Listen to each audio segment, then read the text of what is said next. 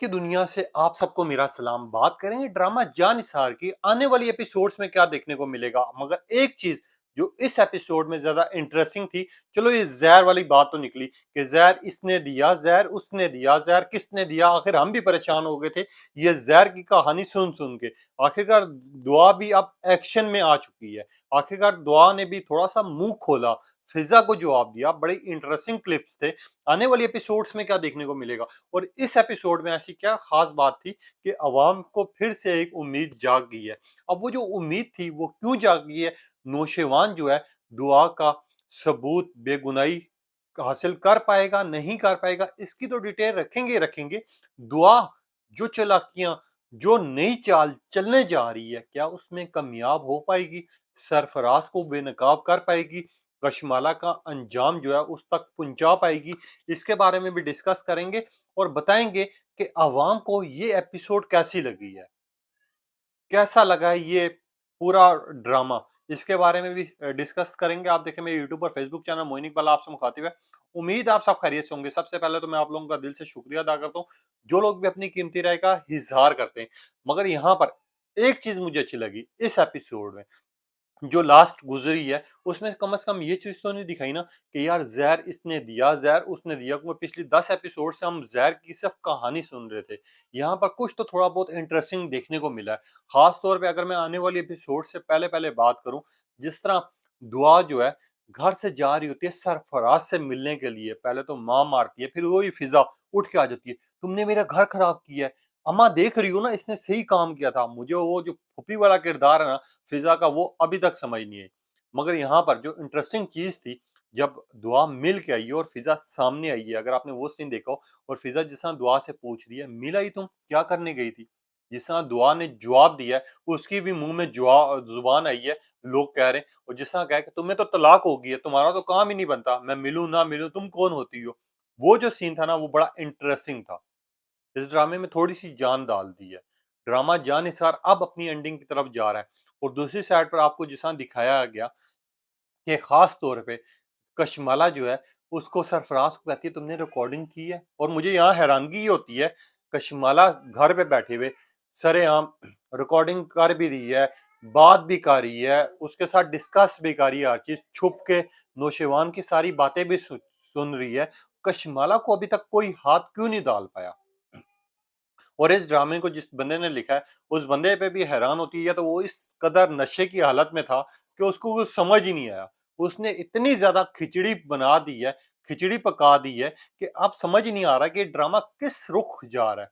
उससे पहले पहले आने वाली एपिसोड ज्यादा इंटरेस्टिंग इस वजह से होने लगी हैं क्योंकि यहाँ पर आपको दिखाया जाएगा कि नौशेवान के पास जो दुआ का वालिद साहब है वो जाएगा। और दुआ का वालिद साहब जाके नौशेवान से मिलेगा और नौशेवान को कहेगा कि बेटा जो भी था इस मामले को हल करो, कम से कम ये जो गलतफहमियां दूरियां खत्म हो।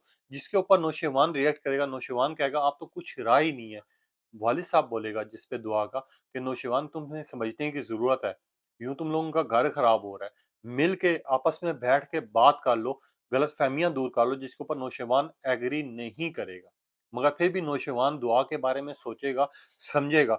वहां पर आपको दिखाया जाएगा जो कि सुम्बुल है जिसकी शादी हुई है। अब असल बात है सरफराज की माँ को समझ आएगा और सरफराज को समझ आएगा जब अपनी बेटी पर बात आती है ना, उस टाइम एहसास होता है दूसरी की बेटियों के साथ आपने क्या किया था। अब सुम्बुल की जब सासू माँ और सारे सुबह सुबह उठ के आएंगे, वो सबसे पहले बोलेंगे सरफराज की माँ को कि आपने चंगी तरबियत दी है, चंगी तरबियत की है अपनी बेटी की, जो दिन के 1 बजे उठ रही है। जिसपे तो आगे से सुम्बुल की माँ बोलेगी नहीं बहन जी ऐसा नहीं था, वैसा नहीं था।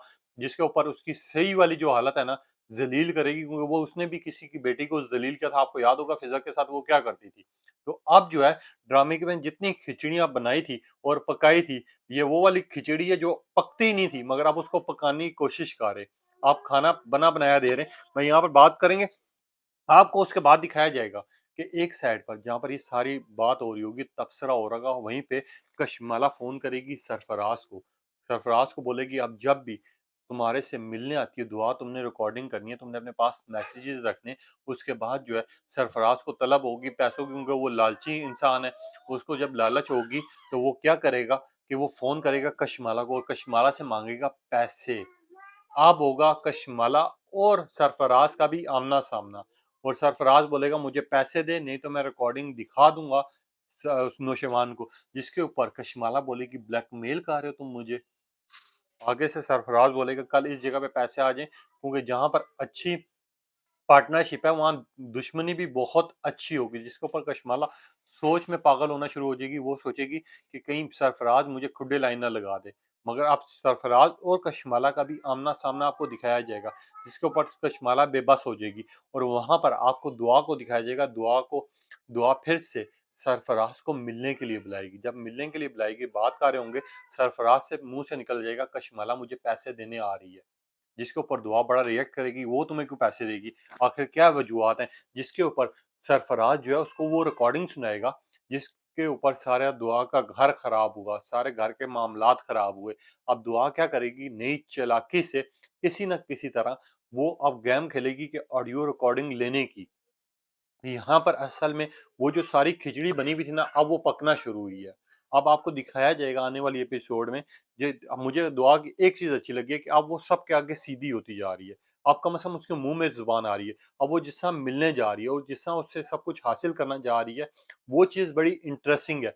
वहाँ पर फ़िज़ा को फिर से आग लगी हुई है, आग बबूला हुई हुई है कि हाँ, मेरी बहन तुम क्यों जा रही हो? तुमने मेरा घर खराब किया, तुमने ये किया, तुमने वो किया। आपको ये चीज़ तो दिखाई जाएगी। मगर यहाँ पर ये जो सीन्स हैं, ये बड़े इंटरेस्टिंग होने जा रहे हैं। अब ड्रामा मैं कह सकता हूँ कि थोड़ा बहुत ना अपना इंतकाम की तरफ जा रहा है, अब एंडिंग की तरफ जा रहा है।